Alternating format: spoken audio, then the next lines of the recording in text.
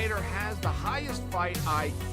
I don't think there's nobody in the game that has the fight IQ that I have. Off the charts. His fucking IQ. The highest fight IQ maybe ever. This guy hits hard. He's tough.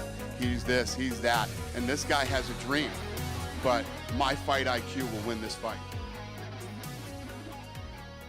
All right. Here we are on the tail end of UFC 308. Just ended a couple hours ago. Floating around me, I do have some of the key fighters from this card. And I'm going to be going through each one of them and saying who I think they should fight next. A couple of them are pretty obvious. A couple of them maybe not so obvious. But I'm going to be telling you what I think the best matchup is for each of these key fighters from UFC 308. Obviously, we have Rakic lost here. Whitaker lost here. Holloway lost here. But other than that, the rest are winners from this card. And I think I made some pretty damn good picks. Let's start out with the earliest fight right here. Mateusz Rebecki. Now, I will be saying a little bit about each matchup, but I'm keeping it very, very minimal because we are going to be filming a full card reaction video either tomorrow or Monday morning, so look out for that. But right now, this is just 100% the best matchups you could make for each of these guys from the card. Mateusz Rebecki, tough fight against Miktabik Orolbai, gets it done, landed a good amount of damage, great back and forth fight. But he had a great performance. He toughed it out. Now for Rebecki, I think, I don't think that win gets him someone in the top 15. He has done very well in the UFC. I believe he has one loss in the UFC. I think you put him up against another exciting guy in the division who only has one loss. Also, another great first-round fighter. Extremely exciting in the first round. Great fight style. I think this is a great matchup. Ismael Bonfim. Ismael Bonfim is the matchup to make. Great matchmaking right here. Firefighters. Great on the ground. Powerful stand-up. Each only have a loss apiece in the UFC. Other than that, have done really well. This is the next matchup to make. Easy. Next one up on the card. I believe it was over here. Farid Basharat. This one I think is an easy choice as well. And here he is. Montel Quick Jackson. Two very skilled fighters. I think this is easy only because Basharat and Jackson were scheduled to fight each other back in June, and that fight didn't happen. Basharat coming off this win, didn't take any damage. I think you could probably make this fight for early next year. January, maybe. Simple as that. They were supposed to fight, book them again. I believe the next fight up the card was Ibo Aslan. And even if it's not, that's what we're doing next because it's just right here. Ibo Aslan. Good performance. Very quick finish over a guy making his debut. But he was ranked at one point number one Brazilian MMA fighter. Cerqueira was, the guy who Aslan just put out. Here is my choice for Aslan. Boom. Dude, guys, who's got more fire picks than this? Come on. Ibo Aslan, Iwan Cutelaba. Both coming off a win. Cutelaba coming off a good decision. He looked real clean, looked cleaner than he ever has, at least in his defense and even in his offensive striking, looking much improved. Ibo Aslan showing he's a force to be reckoned with. Give him Iwan Cutelaba, a mainstay in the division, seems to be improving himself. That's the next matchup you make. Who didn't name a better matchup than that? Ibo Aslan versus Iwan Cutelaba. Come on. All right. Next, Lerone Murphy. Good fight. Tough fight. Back and forth. I believe he did enough to get it done. He's the winner. And this one I believe is pretty easy as well. I think Murphy got on the mic and called this one out himself. Josh Emmett. I think that's a great call out. I thought it was a great call out when I heard it. Murphy, undefeated coming up. Josh Emmett, really, really tough guy in the division. If you beat Josh Emmett, you're really, you're starting to really make a name for yourself if you beat Josh Emmett. A win over Dan Ige is good, but he had to overcome some adversity. If you get touched by Josh Emmett, I don't know if there's any adversity to overcome. I think you're just done. So let's see. Murphy, you're going to have to go against Josh Emmett, and you're going to have to be a little bit cleaner defensively. You can't just get touched by Josh Emmett. But that's the next matchup you make. He called for it. I think that's a great fight. Let's go up here to Mr. Jeff Neal. Great performance. Made it look easy. Beating a legend in Rafael dos Anjos. Made it look easy. He is another guy mainstay at the top of the division. I think he should give a good fight. Excuse me. Should give a good fight to another up-and-coming guy in the division who's been doing really, really well for himself. I know this isn't the call-out that this guy wanted, who I'm about to show you. Oh, I think I just showed it in the corner a little bit there, so I might as well put it in. Joaquin Buckley. I think that's a great matchup. I think it's a fun fight. Jeff Neal does need fun fights, and Buckley can prove that, or Buckley needs to prove, rather, that he can beat another good striker in the division. Beating Wonderboy is impressive, but let's be real. Wonderboy, I think, is 41 years old. He, hasn't looked so great as of late. I think Wonderboy had a lot of opportunities to finish Buckley in their fight and just didn't. Whether that's, he's not as fast as he used to be, or he's a little more hesitant, or I don't know. Maybe he just doesn't have the fight in him that he used to. I'm not sure. Buckley's looking good. I know he called out Kamaru Usman. I think Kamaru Usman has that matchup with Jack Della Maddalena, so sorry, Buckley. You're not getting that call out. I think you have to beat Jeff Neal. That's my opinion. I think that's a great matchup. Guys, I'm coming with the heat here. This is serious heat. Okay, guys, are you ready for this next one? We got Shara. Now, while that knockout that he just got was pretty cool, it ain't going to work against high-level strikers. It ain't even going to work against high-level grapplers because, let's be real, you leave your back like that for a significant amount of time enough to go one back fist, another back fist, your back is just turned to the guy the entire time. You go up against anyone with any strong wrestling instinct, he's going to hop on your back. He's going to body lock drag you to the ground. This is the best matchup you can make for Shara.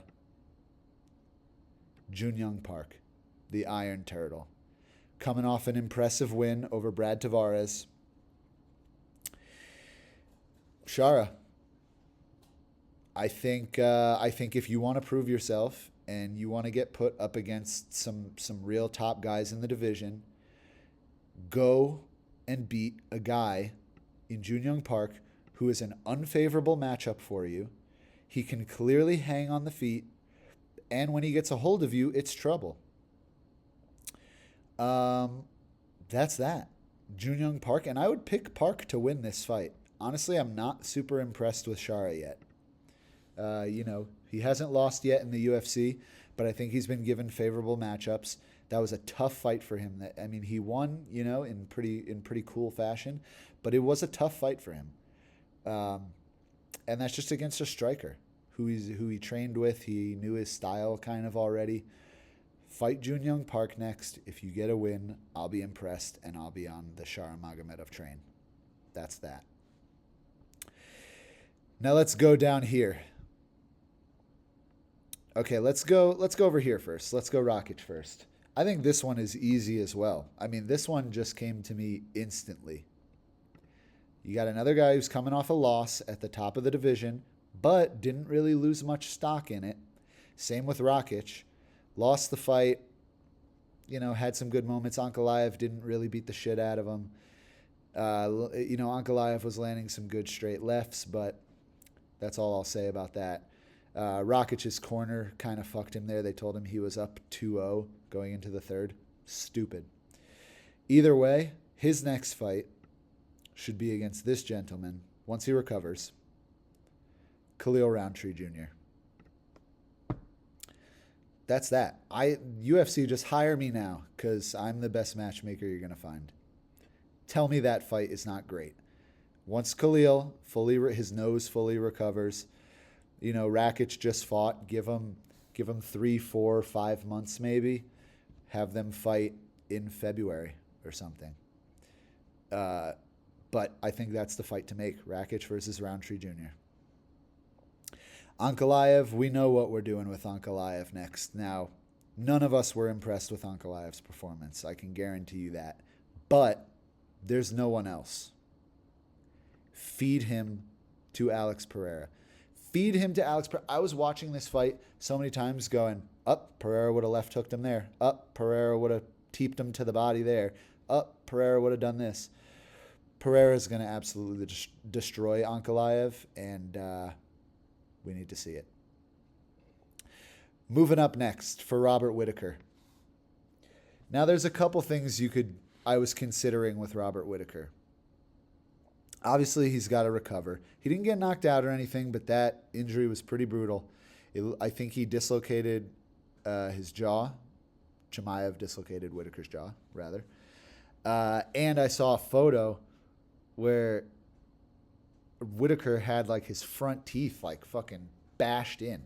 And that wasn't even from a strike. Chimaev literally squeezed his face so hard his fucking Whittaker's teeth exploded into his mouth. Insane. I've been singing Chimaev's praises all fucking week. There we go. That's why. What I was originally thinking for Whittaker's next matchup is obviously weight. He needs time off. He needs at least 6 months off. There's a couple key matchups going on in the division. Obviously, we'll see what they do with the title after this. But they were talking about Strickland versus DDP for the rematch. I think they should go ahead and do that if they were already planning on doing it. And I was originally thinking, Sean and Whittaker are kind of the only two guys at the top of the division who haven't really fought each other yet. You do have Nasruddin Imavov in there as well, so there's things you could do that. Imavov could wait for Whittaker. Whittaker could wait for Strickland if he loses to DDP. You got Caio Borralho fighting Izzy. He could, if Caio loses to Izzy, maybe Whittaker fights Caio. But all of these conditionals weren't making me comfortable in a pick.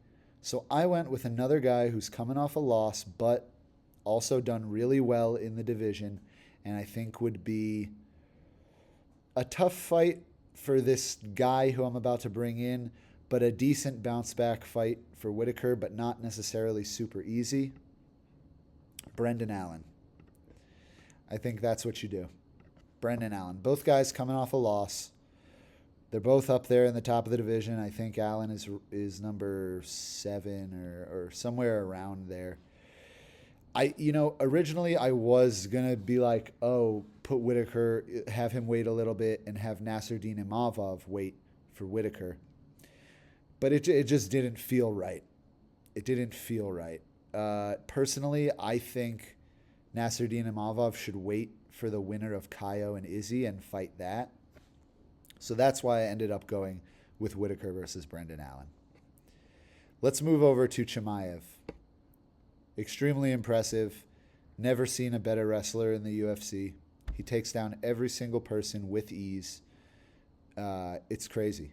It's crazy. Never seen anyone fight like him. It's wild.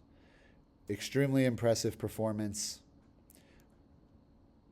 Now, I didn't choose a person for him here. I think this is pretty obvious.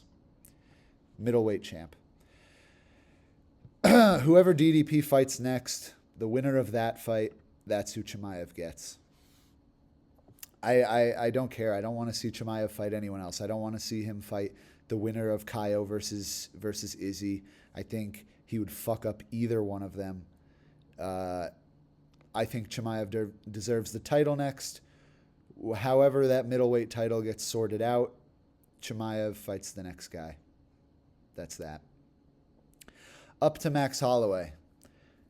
Knocked out for the first time in his career. Also going to go down as the first official knockdowns in his career, although he was knocked down by Justin Gaethje. He wasn't looking terrible, but sad day for Max Holloway enjoyers. I've always loved Max, but Ilya is just is something different. This fight I've been wanting to happen for a while. There's a lot of fights he could have made for Holloway if he won. If he won, I would have said he should have just gone up to lightweight and vacated featherweight. Said, hey, guys, I got my title back, all well and good.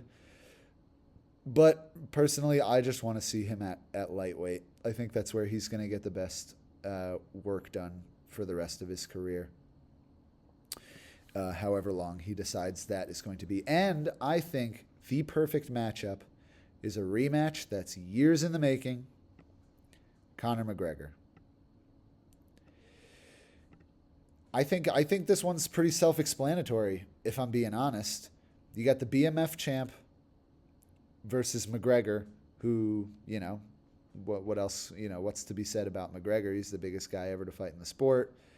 Holloway, one of the biggest names in the sport. I was saying before this fight, if Holloway beat Topuria, Holloway is easily the biggest star in the UFC at the moment. And I think star power for star power, this is a great fight. I think matchup-wise, it's a great fight too. It gives Holloway a chance to get that one back. It gives McGregor a fight that he can actually be excited about, because Holloway is someone who also has a big name in the UFC. It's not just someone who's trying to make a name off of Conor McGregor or make a paycheck off of Conor McGregor. It's actually someone that Conor McGregor, I think, would be motivated to fight. That's what I think you do next for Holloway. Conor McGregor, 155. Yeah, do it. Ilia Topuria. Maybe one of the greatest talents we've seen in the UFC. Super well-rounded. Made Holloway nervous after shooting for that takedown and securing it, although not for long. He secured a takedown in round 1, I believe it was. I think it slowed down Max's striking, because he was a little more worried. Max lowered his stance after that. I think Topuria's well-roundedness and his power, really, really kind of freeze guys in there. And Holloway was landing a lot of strikes too. I think it was like round 3, and the commentary was saying that Max had already thrown near 200 significant strikes. But fact of the matter is, Topuria, great head movement. He ate some good shots from Max, but got it done. First one to knock out Holloway. And Holloway did go out for a moment, maybe even 2 moments. But I think it's pretty clear what you do with him as well. The next biggest star in the division, Diego Lopez. Self-explanatory matchup. I don't want to see the Volk rematch. They had Volk step into the cage while Topuria was like finishing up his post-fight interview in the cage. And they didn't really seem like they wanted to fight each other. Like, Volkanovski was just kind of standing at the door awkwardly, and Topuria was just kind of like, I don't know what's going on here. Why is Volk in the cage? They like started to be friends already. I don't want to see that. I don't want to see the rematch. I don't. I want to see Volk fight someone else. I don't know who at the moment, but I don't want to see the rematch there. I want to see a fresh contender on a win streak who we actually believe, because we're like, oh my gosh, we haven't seen this before. Lopez is killing guys. Topuria is killing guys. Who's going to win? I think we all are leaning towards Topuria, but this is an exciting matchup. This is way more exciting than the Volk rematch. This is the most exciting matchup you can make in the division, in my opinion. Let me guys know what you think. Let me know if these picks are shit. I think this is the best pick, best future matchup I've ever made. The GOAT, Junyoung Park. Gonna fraud check Shara. That's gonna be very exciting. Let me know if these picks suck. Let me know if you love them. That's my thoughts. See ya.